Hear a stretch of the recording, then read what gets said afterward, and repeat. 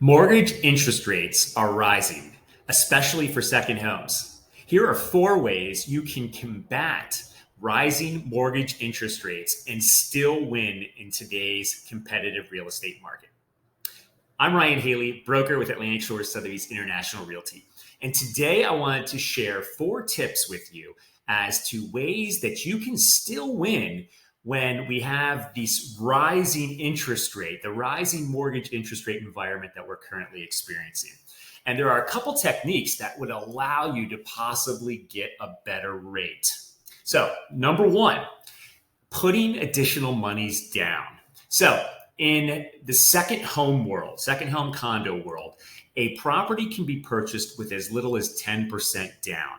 But lenders are scrutinizing second home purchases with low down payments. So anything that only has 10% down is going to have a much higher interest rate. So one way to get around that is to put additional monies down.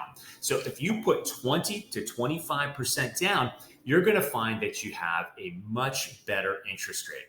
This could come from cash, or another technique that we've seen is possibly borrowing money and or a cash out refinance on your primary residence to take some additional funds and put that down towards your second home purchase. Number 2, completely refinancing your primary residence. Since Fannie and Freddie have not scrutinized primary residence and the mortgages interest rates on a primary residence, you may be able to refinance your primary residence and pull out all of the cash that you would need to purchase the second home. So in essence, you're paying cash for the second home, which actually puts you in a really good situation when it comes to negotiation, because you're a cash buyer and that looks stronger than a financed buyer. But at the same time, you can have a lower interest rate on your primary, use the cash that you've refinanced and buy the second home. And it gives you the leg up when it comes to negotiation.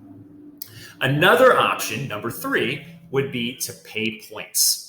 So you could pay points to buy your interest rate down. So thus you would have higher fees up front, but you would be able to enjoy a lower interest rate in the long run. So you're putting some more cash out. And then number 4, the final way to win in a rising interest rate environment actually comes down to a diversification in your assets. So what does that mean? That would mean to pay cash completely for the property. So you might have cash sitting in an IRA, actually not an IRA, but a money market account.